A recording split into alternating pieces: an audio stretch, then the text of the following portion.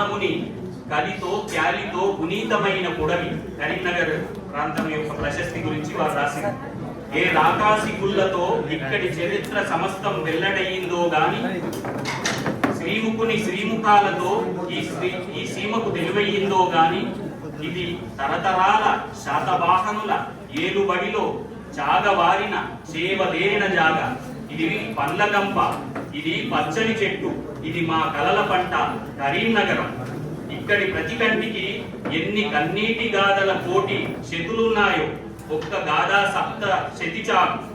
ఇది హాలుని నేల, అరికేసరి అనిపించే రెండవ అరికేసరి, పశ్చిమ చాళుక్యుల అద్వితీయ సిరి, కన్నడ ఆదికవి పంపనని బోధన చేసి కుదిచ్చిన భూమి. నాడు ఈ ఊరు వరాల అరిపిరా, నేడిది కరీంతో కరెక్కిన పురెక్కిన నగరి. భాగవతం రాసిన పోతన భాగవతానికి పూరణ మన వెలిగందల నారణ, దాని మీదికి సింగన మనకు సింగారం. మన లోపలి మనిషి పీవి సినారేవి, ఇక్కడ అక్కడ ఎక్కడైనా పెద్దపీటే. శేషప్ప సిద్ధప్పలను కన్నచోటి, అలసి సొలిసేటి ప్రభాకరులం కాదు మనం, అలిశెట్టి ప్రభాకరులం అని నలిమల భాస్కర్ సార్ అంటే చాలా విద్య రాముల గురించి ఇంకా అనేకమైనటువంటి విశేషాలను తెలియజేస్తూ కరీంనగర్ యొక్క ప్రశస్తిని చాటి చెప్పారు.